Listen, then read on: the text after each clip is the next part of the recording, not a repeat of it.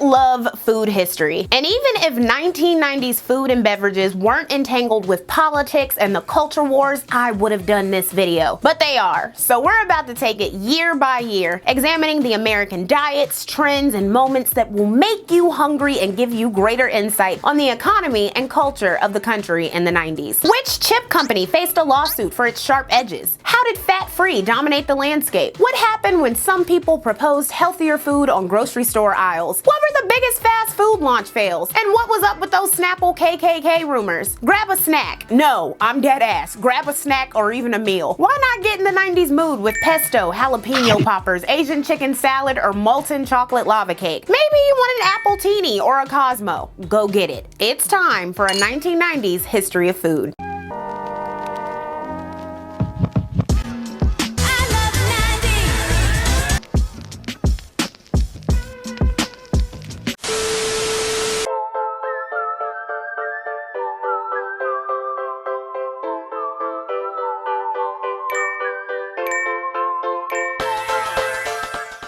Allergies were taken more seriously than ever this decade. Peanut allergy, nothing to sneeze at, declared a doctor and advice columnist, just one of hundreds of articles this year explaining the threat. The next year, a peanut allergy test was developed, and as the years went on, peanut foods would be phased out of diets, menus, and classrooms. Some experts theorize that peanut allergies grew because before this period, doctors had recommended introducing peanut foods to babies under 1, so they would gain a tolerance. After they stopped recommending this in the 90s, peanut allergies spiked. But there could be other factors at play too. Convenience increasingly ruled the world of food. Fast food wars were raging, as we'll get into, and they were always looking for a new edge. For instance, Burger King, wanting to tip outside of its Whoppers, began exclusively using Newmans Own salad dressing for its line of salads. For years you've seen Paul Newman undressing.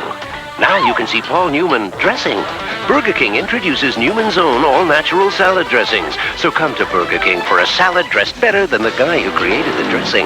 Now at Burger King. KFC added hot wings to the menu, and within 2 weeks of running the first ad, KFC had sold 9 million pounds, 3 million more than its expectations. They had to pull the ads to restock supply. Spicy, zesty hot wings, new from Kentucky Fried Chicken. Fast food restaurants were also invading school cafeterias. Said one 1990 news report, a financially ailing private school is becoming the first high school in the nation to scrap its standard school food fare for a McDonald's fast food restaurant on the cafeteria premises. That was just one Texas Catholic school, but reported the Tampa Bay Times the same year, Orange County students gobble up about 2,000 Domino's pizzas a day in middle and high school cafeterias. Now Pizza Hut wants to get in on the act. The addition of fast food to schools would become more popular as the decade went on, especially in school districts where money was tight. Additionally, many schools ended the practice of allowing students to leave for lunch, as was the case in a Southeast school district in Los Angeles. Reported the LA Times in 1993, Taco Bell started supplying burritos this month to 3 of the district's 4 high schools. Now school officials are considering bringing in Pizza Hut and Kentucky Fried Chicken, and many students are all for it. At home, semi-homemade meals were getting a little razzle-dazzle, like Ragu Chicken Tonight, which came in sweet and sour, creamy curry, country, French chicken, and Spanish chicken.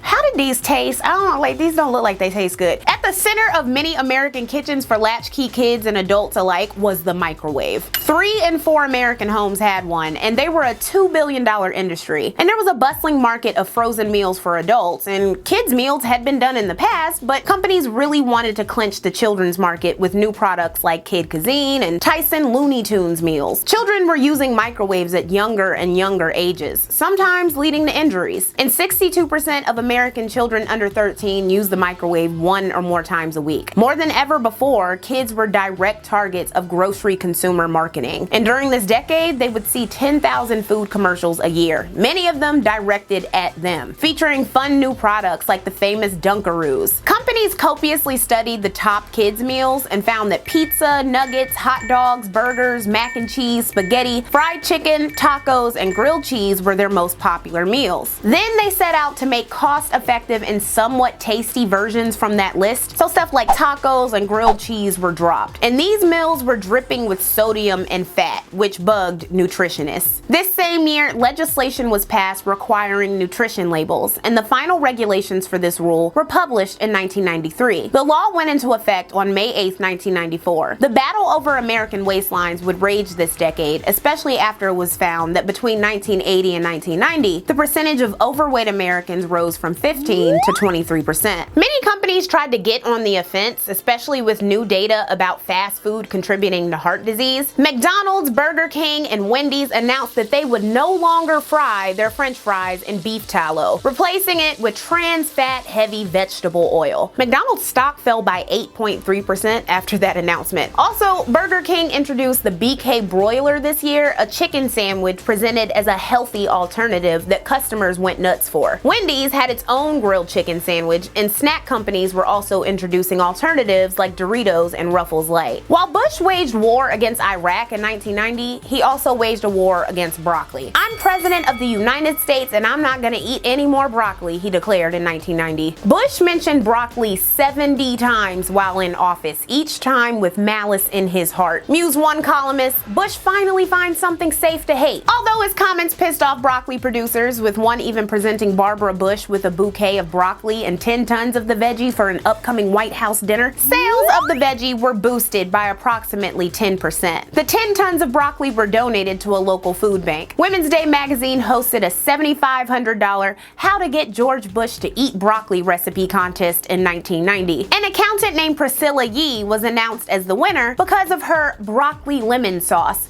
a combination of cream of broccoli soup, mayonnaise, green onion, and lemon juice poured over potatoes. Hillary Clinton and Tipper Gore playfully campaigned to put broccoli back in the White House. "You are so corny," remarked Maureen Dowd. When Mr. Bush expressed a taste for pork rinds, sales jumped 11%, and he was ordained Skin Man of the Year by pork rind makers. Lastly, here's a Doritos commercial from 1990 reflecting the sign of the times. Товарищи члены партии, мы должны все как один приложить максимум усилий для достижения нашей.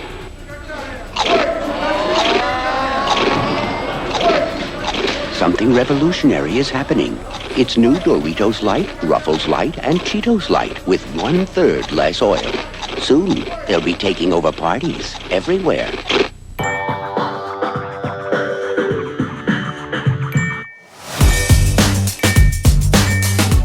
This year, the same year that General Mills expanded to its 500th Red Lobster location, salsa sales overtook ketchup sales as the most popular condiment. According to the New York Times, industry analysts were quick to confirm that salsa's ascension was not the work of fringe or elitist groups with aberrant appetites. The taste for salsa is as mainstream as apple pie these days. Ketchup manufacturer Heinz, who would face competition from private labels in salsa, obviously needed to diversify. They bought the popular Bagel Bites company for $500 million, and it became a popular after-school snack. In September 1991, Cliff Bars were introduced at a bike show by Gary Erickson in 3 flavors: double chocolate, apricot, and date oatmeal. They went to market the following year and thrived during the growing natural foods movement. He split ownership of the company with his friend Lisa Thompson 50-50, and later in 2000 she sold her shares back to him for $72 million after he refused to sell the company to Quaker Oats for $120 million. She should have stayed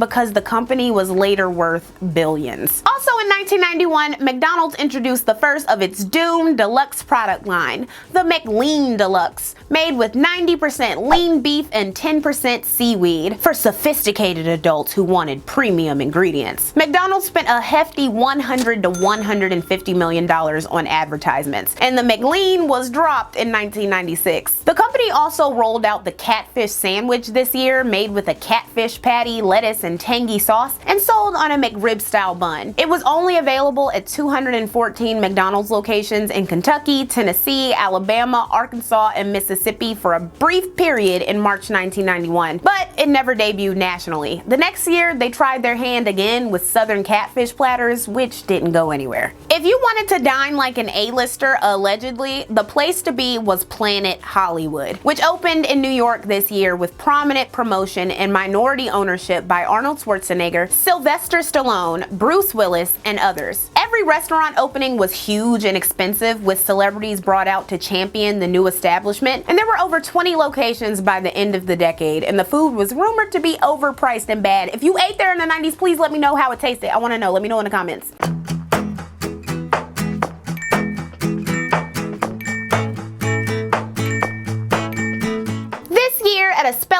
History: in a Trenton, New Jersey school, Bush's Vice President Dan Quayle corrected a student's spelling of potato by telling him it should have an E at the end. Very good. Add a little bit to the end there. Spell that again now. Apparently, spelling's not Dan Quayle's strong suit. There you go. All right. I love how everybody in the room just agreed and clapped. Also on the campaign trail, Hillary had been accused of being too ambitious, to which she replied, "I suppose I could have stayed home and baked cookies and had teas, but what I decided to do was fulfill my profession, which I entered before my husband was in public life." This comment ticked off housewives, including one angry June Connerton of New Jersey, who said, "If I ever entertained the idea of voting for Bill Clinton, the smug bitchiness of his wife's comment has nipped that notion in the bud." In Family Circle magazine, who saw a PR opportunity, Hillary Clinton and Barbara Bush's cookie recipes duked it out for superiority while their husbands battled for the presidency. Described the New York Times, the contest pits Mrs. Clinton's version, made with oatmeal and shortening, against Mrs. Bush's, made without oatmeal but with butter. Ross Perot's wife Margot had been invited to participate but declined. Hillary took the contest seriously and her cookie recipe beat Barbara's in a poll, and again in 1996 when facing Elizabeth Dole's pecan cookies. As for Bill Clinton, who hated chocolate, his eating habits were up for discussion. Detailed in 1992 expose, the president-elect prefers the stuff with fat in it. Jalapeno cheeseburgers, chicken enchiladas, barbecue, cinnamon rolls, and pies. Clinton's weight was also tracked, with observers noting that he had gained over 30 pounds on the road to the primary, during numerous stops at local eateries. Here's Clinton at the Varsity in Atlanta. And at Simms Barbecue in Little Rock, Arkansas, reporters noted he gorged on sliced pork barbecue, baked beans and slaw, sliced beef, potato salad, and sweet potato pie. Joked Marion Burroughs, "Hillary probably has more influence on cabinet appointments than on her husband's eating habits." Added his senior campaign strategist James Carville, "He's a seafood man. He sees food, he eats it." Bill Clinton's eating habits were theorized by some to reflect the diet of many baby boomers. Heavy on the meat, dessert at every meal, and tiny amounts of vegetables. The silent generation diet of George H.W. Bush may have been even worse, with his regular chows including beef jerky, nachos, tacos, guacamole, chili, refried beans, hamburgers, hot dogs, barbecued ribs, candy, popcorn, ice cream, and cake. Nigga, where are the vegetables? Oh yeah, he don't eat broccoli.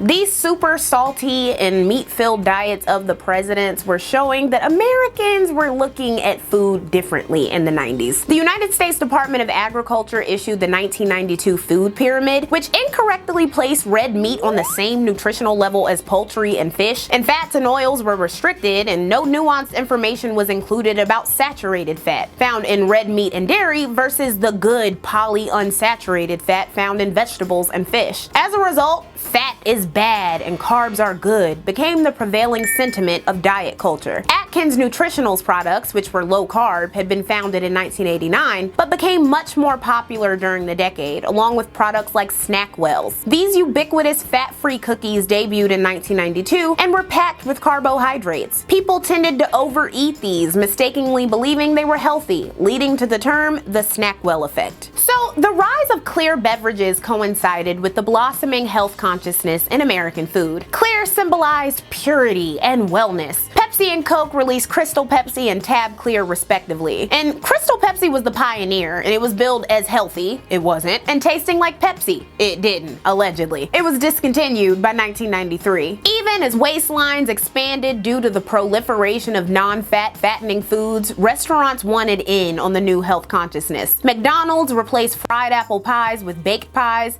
and they also got rid of their cinnamon rolls from its breakfast menu. Like, they had those. Still, people wanted their indulgent food and beverages. Can't afford a new pair of $80 designer jeans at Nordstrom? Shop at the store's shiny espresso bar on the way out and splurge on a $3 coffee drink. Nordstrom, also based in Seattle, uses only Starbucks coffee, reported the LA Times in 1993. $3 was a splurge on a coffee drink in the 90s? Oh my God. I spend $10 on a cup of coffee now. I hate inflation!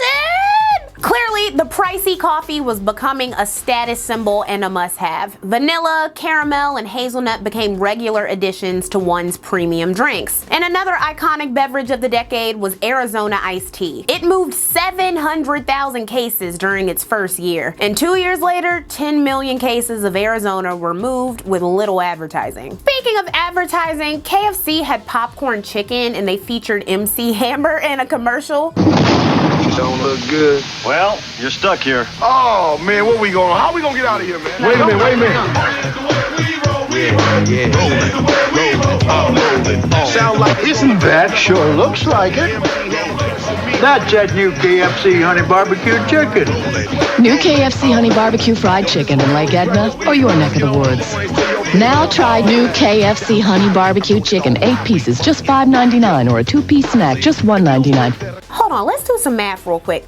$4.69 is $10.26 in today's money, so they were absolutely nuts charging that in 1992 for a small popcorn chicken, small fries, a small drink, and a pack of gum. Like, who were they kidding? Even their new honey barbecue wings were a better deal. And now get a bucket of honey barbecue wings at KFC for just $5.99. $5.99 for all this juicy chicken in the barbecue sauce with a touch of honey. The $5.99 honey barbecue wings bucket at KFC. These not included. Also this year, 2 1970s cookbooks by Marcella Hazan were reissued as the essentials of classic Italian cooking, kicking off an Italian-American food craze. Suddenly, American diners were requesting risotto and polenta, not just spaghetti and pizza. The amount of Italian cookbooks grew, with one bookstore owner in Baltimore saying, "All of a sudden this year, we were bombarded. Cooking pasta and other popular Italian dishes at home was much easier and cheaper than making French food, which was very much passé by this point." Buca di Beppo was founded the next year, with non-Italian owner Phil Roberts wanting to capitalize on the craze with highly stereotypical Italian family restaurants. I just had their lasagna for the first time at the end of last year, and that shit was dry as hell, bro. Maybe I got like a bad serving, but that I was so mad, y'all. Oh my god. The first Buca di Beppo was originally called Buca Little Italy and opened in Minneapolis. Finally this year, the last meal of Ricky Ray Rector, a mentally handicapped man sentenced to die in Arkansas on January 4th, 1992, made headlines. Clinton, as governor of Arkansas, refused to grant a pardon. Reported The Guardian, some of Clinton's staunchest admirers, aware of his compassion and warmth, confidently expected him to intervene. Nobody could believe that he would go through with it, says one. You might as well execute a child. Rector had steak, fried chicken, red Kool-Aid, and pecan pie, and requested that the guard save his pie for later, indicating that he didn't understand he was a condemned man. Bill Clinton infamously flew home while on the campaign trail to watch the execution and to signal to voters that he wasn't the typical liberal Democrat who was soft on crime. And I'm sure he grabbed some more barbecue on the visit.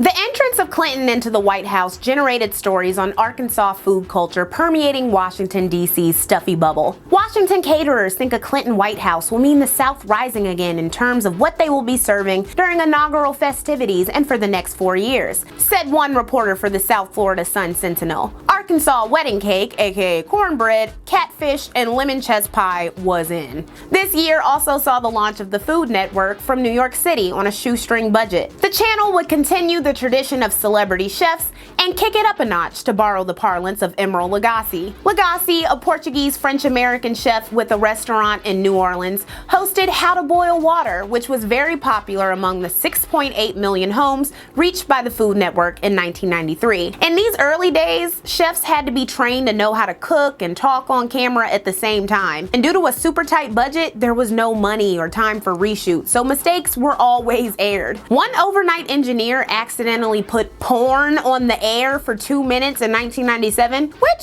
showed advertisers that the channel had a bunch of viewers when they called in to complain. The channel quickly expanded and Emeril got his own shows, Essence of Emeril and Emeril Live. I was an Emeril stan in my youth, so I just had to give him his flowers.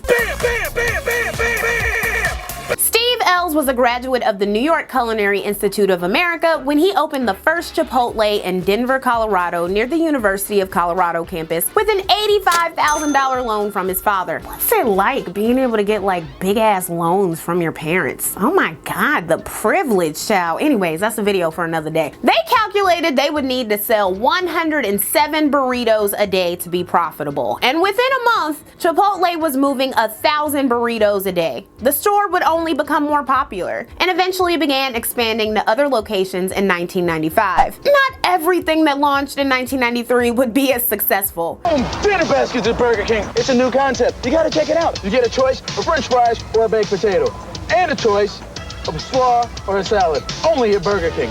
4 to 8 where you get the table service. It's your way, right away. Burger King unveiled dinner baskets this year in an attempt to entice people looking for a bit of luxury, because if you want luxury, of course you're going to Burger King. And that luxury included fries or a baked potato and coleslaw or a side salad with your meatloaf sandwich, steak sandwich, or chicken dinner. Asked a franchisee, where else can you get a dinner of 8 fried shrimp, choice of potato, green salad, or coleslaw and a roll for only $4.59? If that wasn't enough, you got popcorn brought to your table while you waited for your basket, because again, luxury. And it was brought directly to your table. Burger King also emphasized that tipping wasn't required so that cheapskates looking for a bit of luxury could really feel good.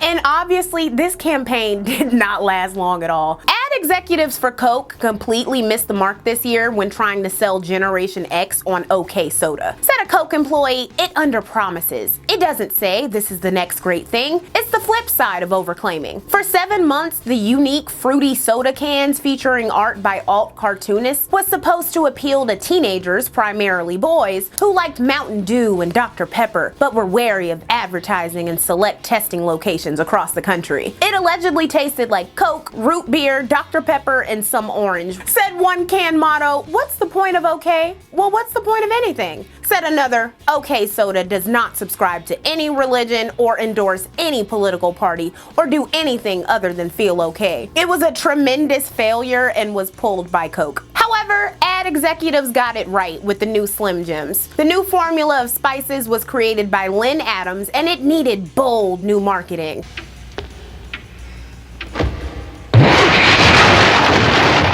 So, higher education got you down? Well, step into it.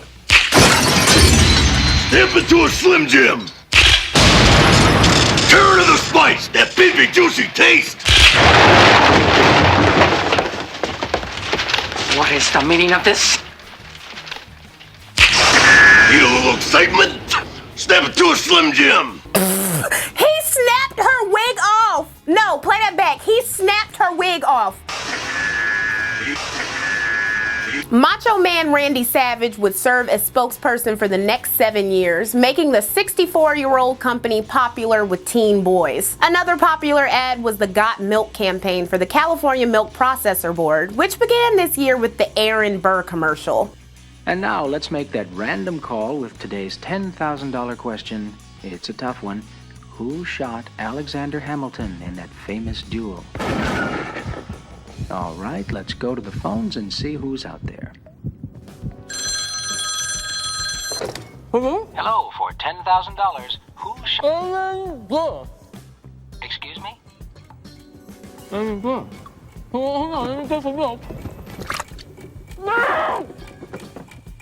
afraid your time is almost up. I'm sorry, maybe next time. That commercial was directed by Michael Bay, who went on to direct Bad Boys the next year. Despite the popularity and familiarity of these commercials, which would be regularly parodied and mentioned in pop culture, milk consumption declined overall. You mean all those pictures of Jennifer Aniston and Naomi Campbell and other 90s celebrities with milk mustaches didn't make people want to drink more milk? Speaking of milk, this year the bovine growth hormone, or RBGH, was approved for Monsanto by the FDA, and experts warn warned that the controversial drug for cows hadn't been sufficiently tested on humans. In the following years, arguments would rage over whether or not cow milk containing the hormone should be labeled. Lastly, a Pittsburgh man named Carl R. Grady sued the Frito-Lay company, claiming that the sharp edges of Doritos caused damage to his throat. This lawsuit dragged on until 2004 when the judge pointed out the common sense notion that it is necessary to properly chew hard foodstuffs prior to swallowing.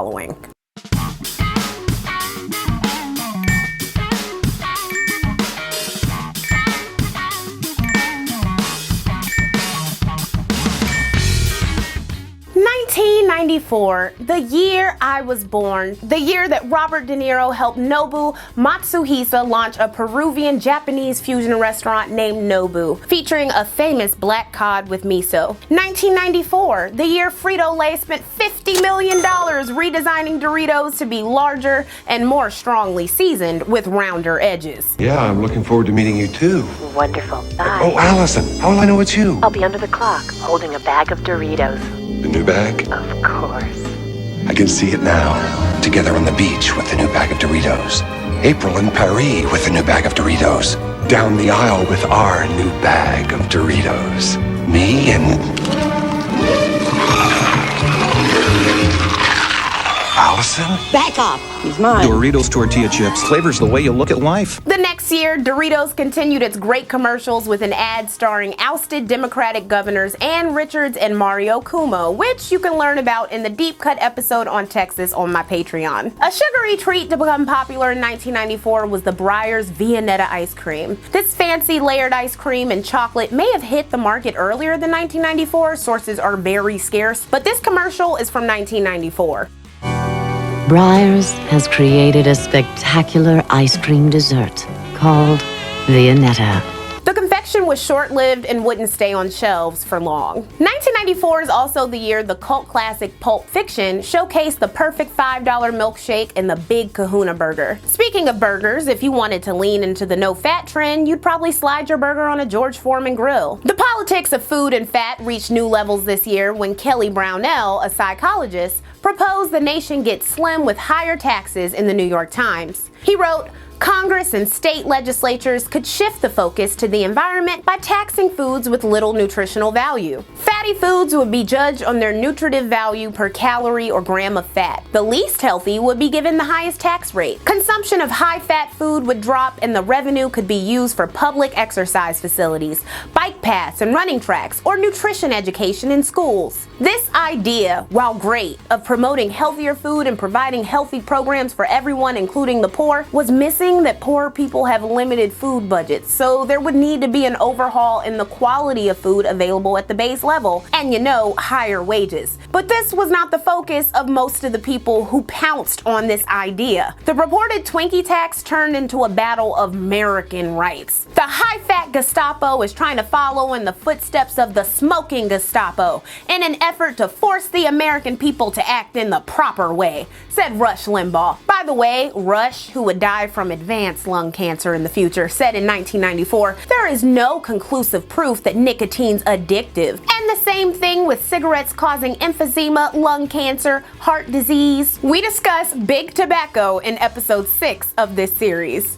But what about this snack tax? Back in 1991, California had placed an 8.25% tax on numerous snack foods to close its $14.3 billion deficit. While snack sales dropped by 10%, the California Grocers Association and the Don't Tax Food Coalition lobbied against the law, pressing 60% of California voters to reverse it in 1992. And legislators looked towards replacing the snack tax with a higher tobacco tax. A similar tax on soda in Ohio had been targeted and ultimately repealed after soda companies spent $8 million to fight it. The Guest Choice Network, a lobby made up of fast food restaurateurs, meat barons, and the tobacco industry, was formed in 1995 to push the idea that Americans should have access to all the unhealthy slop and sugary swill as they liked. It later became the Center for Consumer Freedom, and $600,000 to $900,000 of its startup cash was provided by the Philip Morris Tobacco Company. In In the years to come, their main targets would be environmental groups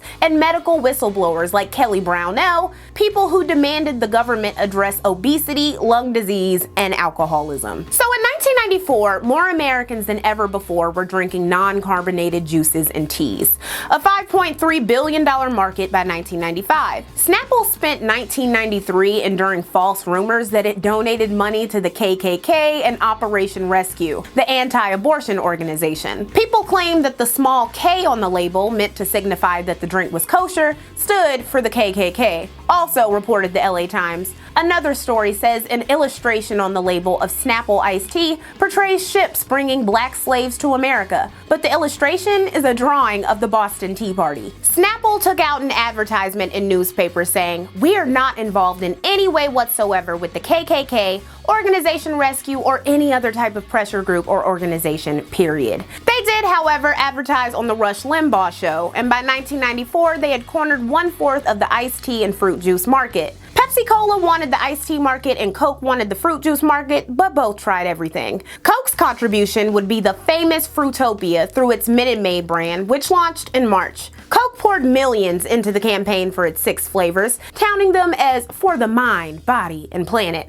The cute bottles featured 17% juice and mystical sayings and names like Pink Lemonade Euphoria, The Great Beyond, and Strawberry Passion Awareness. The machines were unveiled in workplaces and schools around the country, but struggling profits saw the brand die by the early 2000s. Though, if you went to school in the 2000s, you know that those machines were still around. They just didn't have Fruitopia in them. At my high school, they had them. There's no Fruitopia, and it was so sad because I really wanted them. Zima went nationwide in 1994, and it was a part of the larger clear beverage craze. Coors put $38 million into promoting it as something different. Hey, you're out for a beer. What do you have? Beer. What if there wasn't any beer? Sorry, guys. Never heard of it.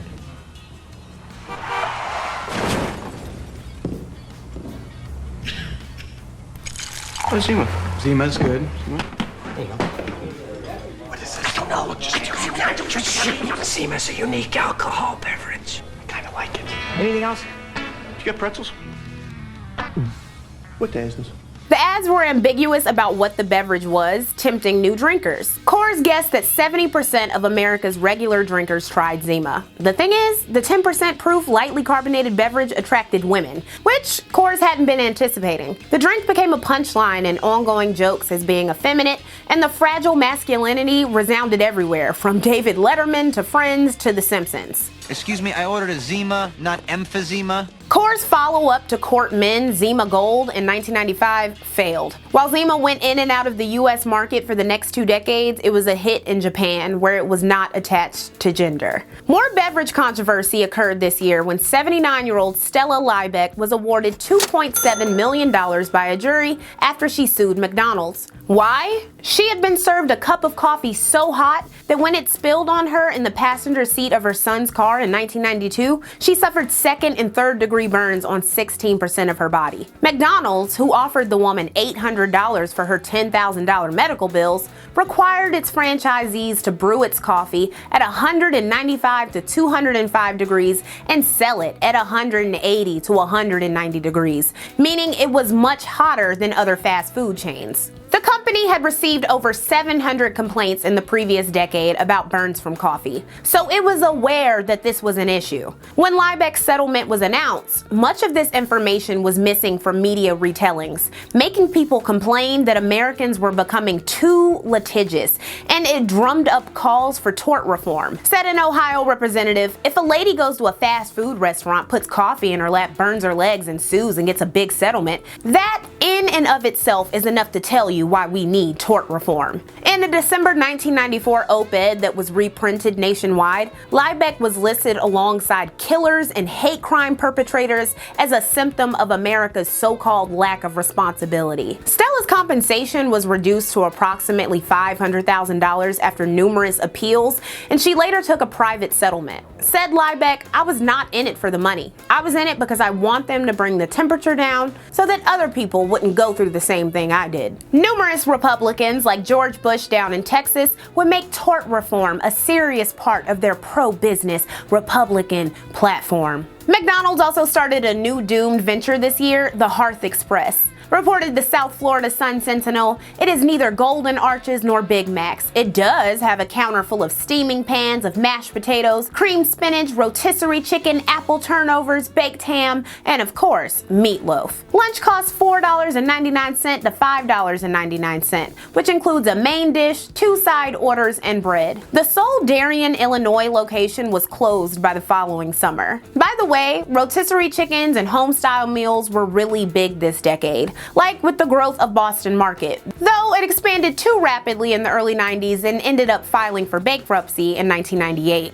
Even KFC had tried to get in on the rotisserie chicken thing, and it introduced Colonel's Rotisserie Gold back in 1993, which lasted for 3 years. The emergence of the Flavor Saver tomato, the first genetically engineered creation approved for consumption in the US, was controversial. The tomato, which had been tinkered with to stay fresh longer when picked at ripeness, opened up wider concern that genetically modified foods were not required to be labeled. They were discontinued in 1997. GMOs would be criticized frequently in the future, especially after a Hungarian scientist named Arpad Pusztai published claims in 1998 that genetically modified potatoes fed to rats stunted their growth and immune systems. Lastly, in 1994, the beginning of NAFTA meant that avocados, once scarce in the US outside of the Southwest, were easily shipped in from Mexico. Guacamole grew popular, especially as a Super Bowl party menu item, and many restaurants began offering it as a table-side service.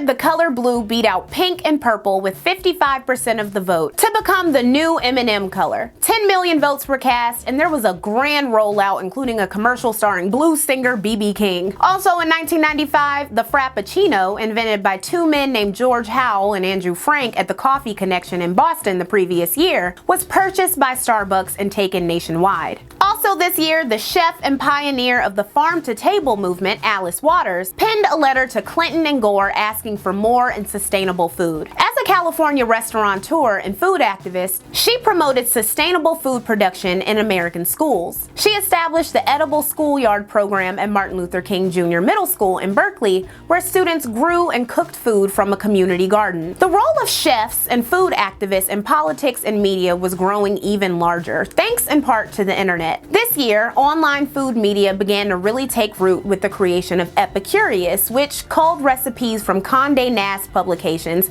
Bon Appetit and Gourmet, and other sites like All Recipes would follow. They were also accompanied by food blogs and a new generation of food magazines like Savor, which included indulgent recipes and indulgent writing about cuisine. While shopping for ingredients from your bevy of food media generated recipes, you might have noticed some changes at the grocery stores. The choices were seemingly endless, if you didn't read too much into the nutritional labels. Reported Julie Cresswell in Fortune magazine, since 1995, the market share of the 5 largest grocery chains has climbed from 25 to 40%. Manufacturers who once could push their products onto the shelves of regional stores with ease now face national chains with more buying power. And in the mid-90s, retailers began to grow their own private label businesses. A major flavor this year was Kiwi Strawberry, which originated via Snapple in approximately 1992. Kiwi had been grown in notable quantities on American soil since 1970, but had faltered in popularity through the late 80s. But the Snapple flavor inspired numerous drink companies to seek more exotic flavors than the regular old grape, apple, or orange. And this expanded to other products as well. Explain Jaya Saxena. In the 90s, there was strawberry kiwi flavored Gatorade, applesauce, wine coolers, Jell-O, Airheads, Kool-Aid, lip balm, yogurt, and Mad Dog 2020. By the way, Snapple continued to be popular this year thanks to New York-based spokesperson Wendy Kaufman. She was receiving over 2,000 fan letters a week, and she claimed that people said the kiwi strawberry flavor was improving their sex lives. Lastly, let's turn to TV. In an episode of The Simpsons, Lisa Simpson became a vegetarian. Paul McCartney guest starred in the episode after showrunners agreed to keep Lisa a vegetarian for a remainder of the show. Also, Also, the Soup Nazi episode of Seinfeld premiered this year. This episode was inspired by a real soup vendor named Ali Yegina, who ran the original Soup Kitchen and later the Soup Kitchen International in New York City. It's worth noting that this popular character, played by Larry Thomas, would star in a commercial for the Center for Consumer Freedom in 2004. Those lobbyists from earlier denying food to people he thought to be too fat. The video has since been scrubbed from the internet.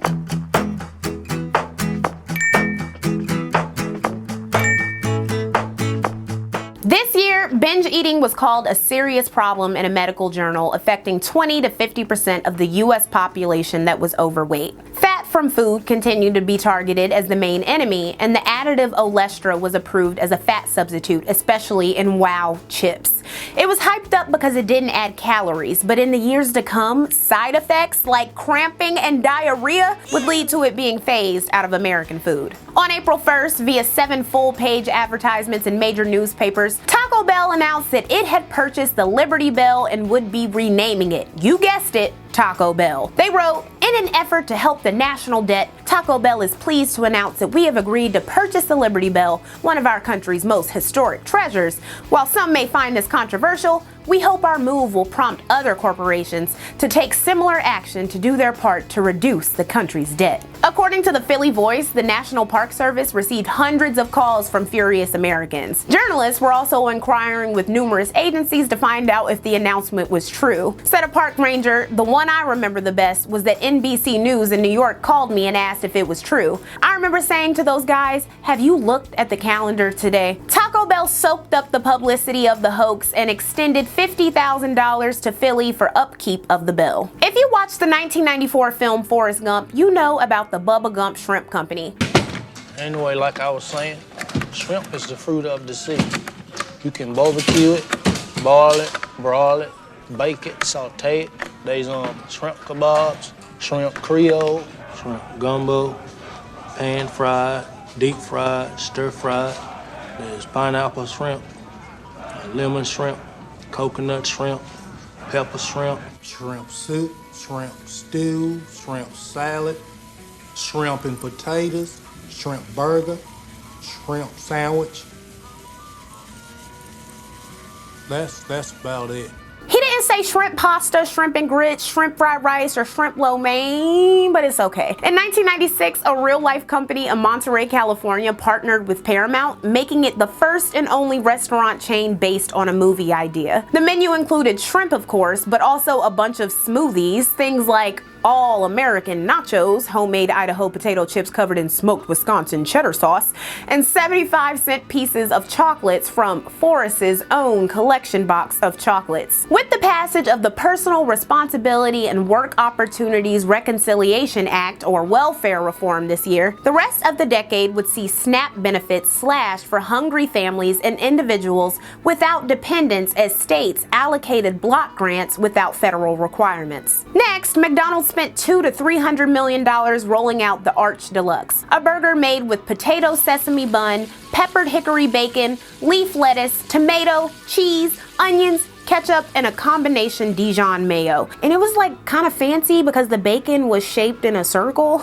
It retailed for $2.08 to $2.49, and like other deluxe products, it did not last long. The same year of this doomed burger, Oprah held a segment about mad cow disease on her show. In April 1996, it was a rare yet incurable and fatal disease that spread from infected cows to humans and was a growing problem in the UK. Oprah, who had an average of 13 million viewers a day at this point, spoke with Howard Lyman, a rancher turned vegetarian. Oprah said, after learning that cows were being fed other cows, "You said this disease could make AIDS look like the common cold?" "Absolutely," Lyman replied, leading her to declare, "It has just stopped me cold from eating another burger." This statement infuriated Texas beef barons, who later initiated a lawsuit for libel, even though pro-beef spokespeople, including a USDA expert, had appeared on the show. The top beef beef baron, including Paul Engler, who initiated the lawsuit, claimed that they had lost $10 billion in business. And the lawsuit was eligible under a 1995 law that resulted from the 1989 60 Minutes controversy about alar on apples, which we discussed in I Love the 80s Food History. Critics called the alar apple thing overblown, but the EPA did ban alar because it was a potent carcinogenic. Even still, the alar apple scare would regularly be brought up by producers to blunt criticism of their products. And 13 states, particularly those with major agricultural and meat industries like Alabama, Florida, Georgia, Idaho, and others, including Texas, had passed laws making it illegal to falsely disparage products.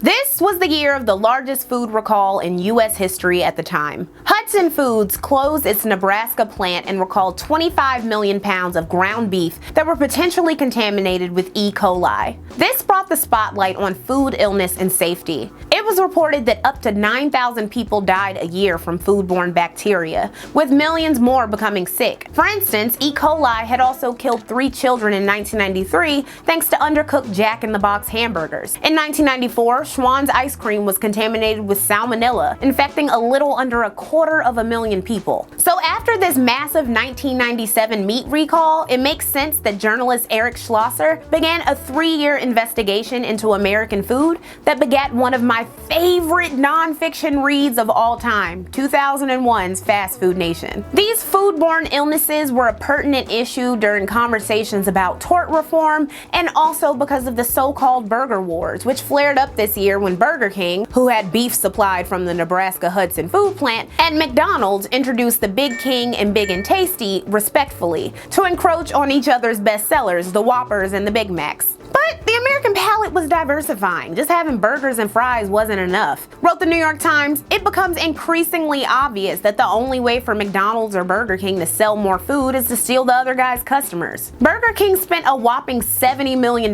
this year to promote its new crispier French fries as the taste that beat McDonald's, by giving away a free small serving of French fries to every customer on January 2nd, and utilizing Hasbro's Mr. Potato Head in its ads. Reported the New York Times, among the television commercials Burger King will begin broadcasting next week is one intended to appeal to blacks. The spot shows the singer Isaac Hayes and Mr. Potato Head at a piano. Some diners weren't impressed and claimed that the fries weren't real. Said one reviewer at Deseret News, the secret is a potato-based batter that is sprayed on the freshly sliced potatoes before they are frozen. Burger King fries are a fried potato product, like a potato tempura or a fritter. After the Taco Bell Liberty Bell prank, the company invested in the Chihuahua Yo Quiero Taco Bell advertising campaign.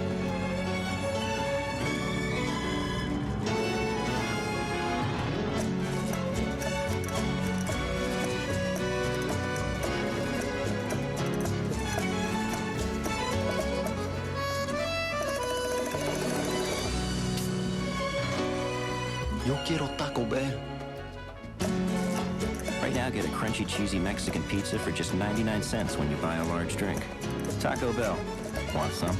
The Chihuahua was played by a deer-head Chihuahua named Gidget, and she became so popular that Taco Bell released toys featuring the dog. However, among some Latino Americans, including civil rights activist Mario G. Obledo, objected to the dog as a negative cultural stereotype. Cuban Americans in Florida, ever the anti-communists, were pissed when Gidget wore a beret that they believed to be a reference to Che Guevara. By 2000, after many complaints, the commercials ended. And from 1997 to 1999, the company had lost 6% of its yearly revenue and would be later sued for stealing the Chihuahua concept. This year, the Center for Consumer Freedom said, "We know too well what happens when government gets an open invitation to go into its 'I'm from the government and I'm here to help' role, more regulations." Can you imagine government regulation of menu selections or mandatory calorie contents by each menu item? That sounds good to me. I want that. Please, can we get that? This was in response to an op-ed in the Wall Street Journal demanding that the government spend more money fighting obesity. Like, this was really becoming an American rights issue, the right to eat as much bad food as you wanted to. So in 1997, if you were a kid, especially a kid at the movies, a highly coveted candy was the Nestle Magic Ball, a chocolate sphere containing a tiny toy. These got discontinued because it was considered a choking hazard, and the toys were replaced with tiny, tangy candies. It was actually a litigation showdown between two giant companies. Nestle hired lobbyists and lawyers to write new regulations that allowed their chocolate-encased toy, and Mars, their fierce competitors, paid lobbyists to make a 1930s law that banned toy candy combinations stick. In New York, luxury dining was all the rage. As the economy appeared stronger than ever and New York's revitalization projects took hold, the restaurants got pricier, offering exotic menus and after-dinner cigars. Reported Vanity Fair, near Balthazar and Soho and Tribeca are half a dozen other new places that fill every night with diners eager to pay upwards of $250 for two with wine and tip. Political food continued this year in an op-ed by a mystery writer named Elaine Vetz, who was pissed off by a Food Network declaration that more ethnic food is ahead. As the country's population diversified, which we talk about in episode 2, white American anxieties about American culture being spiced up grew. Elaine was so pissed at the suggestion to spice up macaroni and cheese that she said, "Chipotle peppers are smoked and dried jalapenos. Those suckers are hot enough to burn the enamel off your teeth. No white bread mom would let her children eat Chipotle peppers." She said Chipotles are spicy. Another anonymous writer for Newsweek complained about all the ethnic fusions available, writing, "In the last few weeks alone, I've been confronted by Thai barbecue pizza, Mushu duck burritos, blueberry soup with lemongrass, French fries topped with melted gorgonzola. Bakeries are turning out bagels made with blueberries that belong in a muffin or pancake. On one Santa Fe menu, I found tortilla soup with Chinese pot sticker. Maybe it's time for some ethnic cleansing in the new American pantry." Statements like these don't exist in a vacuum. At the time, along with actual genocides happening, there was increased anti-immigration sentiment, while America's illegal and legal immigration numbers were swelling. And many of the newcomers were from Mexico. They opened up a number of grocery stores, butcheries, and restaurants featuring authentic ingredients that were now easily shipped in thanks to NAFTA. So while NAFTA made it easier to have Mexican ingredients and cheaper goods, the exploitation of Mexican farmers and workers meant millions of them resettled in America. Lastly, this year in Denver, Colorado, Chipotle gave out burritos to journalists covering the trial of Timothy McVeigh, who had committed the Oklahoma City bombing in 1995.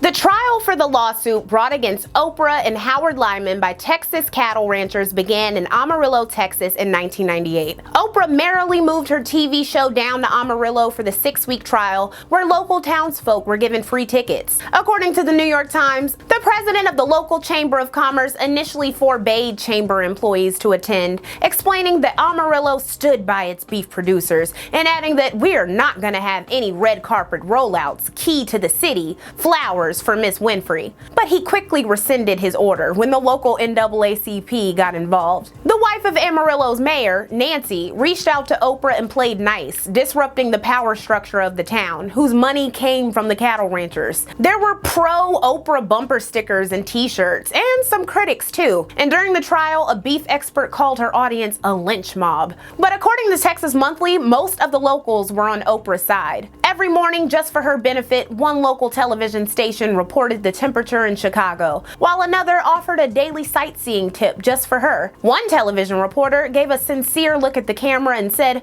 "Oprah, if you're watching, please come down to the station and we'll talk about anything you wish." In the end, the all-white jury acquitted Oprah and Lyman of any wrongdoing, and her profile only rose in the national media.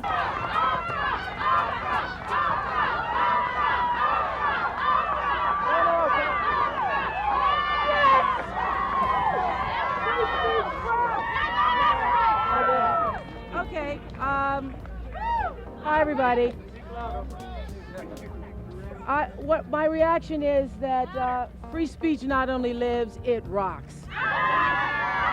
The thing is, Oprah had the money and time to take on the wealthy cattle barons and protect her right to free speech. But the average critic of big meat, or big tobacco, big sugar, big anything really, did not. Defamation lawsuits could end a person. So the Oprah trial actually served as an intimidation tactic. So also this year, McDonald's bought shares of Chipotle and invested roughly $360 million. Tex-Mex would spread across the country. Professor Donna Gabachia wrote, Italian, Mexican, and Cantonese Chinese cuisines have joined the mainstream. These three cuisines have become so ingrained in the American culture that they are no longer foreign to the American palate. According to the National Restaurant Association study, more than 9 out of 10 consumers are familiar with and have tried these foods, and about half report eating them frequently. That same report found that since 1994, the number of respondents who had tried German, soul food, French, and Scandinavian dishes had declined. Also this year, one of the best grocery stores I've ever had the personal pleasure of shopping at. Like for real, and I am a connoisseur of grocery stores, honey, don't get me started. It's called Winco, and it's an employee-owned grocery store that should be the model for all grocery stores. It officially changed its name from Ware-Mart to Winco in 1998, and if you live in a state with a Winco, I hate you, okay? Lastly, Sex and the City debuted this year, putting the Cosmopolitan on the map. The popular show would also regularly feature New York City eateries that would in turn spike in popularity, like Magnolia Bakery and Cafeteria. The latter, a 24/7 restaurant, opened in Chelsea in 1998, and it was extremely popular among the late-night party crowd, with a dinner menu of everything from breakfast to tacos to meatloaf.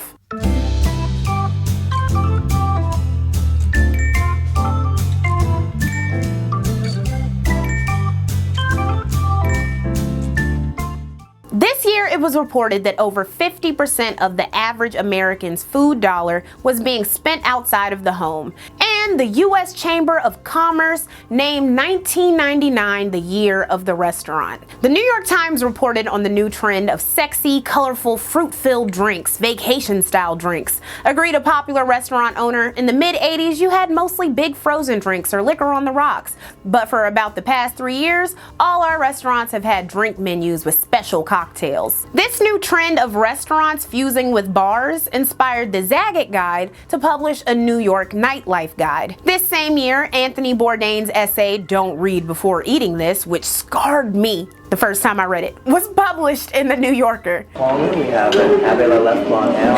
The good thing about going to eat out at a restaurant is that you're out of the kitchen. But the bad thing is that you don't always know what happens inside of it. This is the kitchen at Les Halles, a French bistro in Manhattan, and this is their head chef, Anthony Bourdain. Chef Bourdain shed his kitchen whites to shed some light on the business he's been in for more than a decade. He wrote an article in the New Yorker, spilling some of the beans. I was in a cranky mood after my last restaurant closed and felt no reason not to tell the truth about a business I both love and have mixed emotions about. He wasn't yet a celebrity chef or world traveler. In the piece, he dragged people who ate well-done red meat. People who order their meat well done perform a valuable service for those of us in the business who are cost conscious. They pay for the privilege of eating our garbage. In many kitchens, there's a time-honored practice called save for well done. In addition to critiquing customers, he revealed restaurant secrets about the reality of kitchen life. He wrote, if you're one of those people who cringe at the thought of strangers fondling your food, you shouldn't go out to eat. By the time a 3-star crew has finished your meal, it's had dozens of sweaty fingers all over it. Hold on, and in this next one, he low-key dragged me. He low-key dragged me, y'all, because I be saying this. He added, I'm amused when I hear people object to pork on non-religious grounds. Swine are filthy animals. Chicken, America's favorite food, goes bad quickly.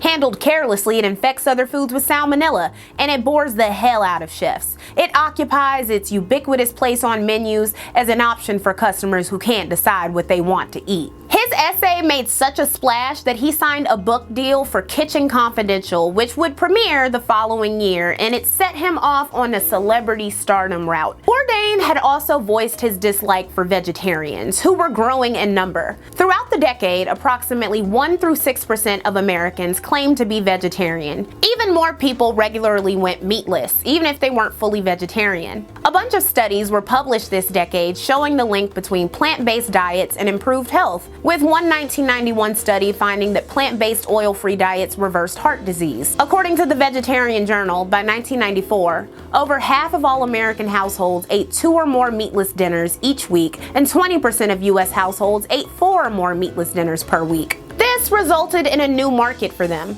A man named Eric Brent launched HappyCow.com, which listed vegan and vegetarian-friendly restaurants. At grocery stores, soy-based frankfurters, veggie burgers, frozen tofu desserts, and vegetable Doritos became more popular. Americans were moving on from Snackwells, though, with the New York Times reporting that the company's market share had dropped. Low fat was going out of style. Low sugar was the new wave, which explained the immediate popularity of the newbie, Splenda. Also this year, Kroger, Walmart, Safeway, and Albertsons were expanding and had disproportionate power over the cost of groceries, outpricing small stores and forcing them to close. During this decade, there were over 380 grocery chain mergers. According to the American Economic Liberties Project, prior to this wave of consolidation, only 17% of shoppers went to the top 4 supermarkets. Now, that number has risen to roughly 60%. Food Lion bought Hannaford Brothers Inc. for $3.3 billion, Kroger bought Fred Meyer for $13 billion, further consolidating grocery stores, meaning small groceries in rural areas often closed down, and shaped the future of food in America. The Greensboro News and Record reported that the average household will have to spend 40 days to buy its food for the year and will spend 11% of household income on the annual food bill. That was a lot of yummy food history, and I hope you watch the deep cut on Patreon because it adds even more context. And when you watch the full episodes of Lexual Does the 90s on YouTube, think of the ways that you can connect this 90s American food history to immigration, race, and class discussions. How many of these discontinued foods and restaurants did you get to try? What was your favorite 90s food that isn't available anymore? And for the love of food, can somebody tell me what the hell beef tallow French fries tasted like? Like, I want to know. I also want to know what that KFC rotisserie chicken was hitting for. And don't y'all miss KFC honey barbecue wings? Oh my God, bring those back, and the potato wedges. That's it for this episode of I Love the 90s. I hope you enjoyed it. Please make sure you get sources and a crossword puzzle over on Patreon. Thank you so much for watching, and I hope you like and subscribe.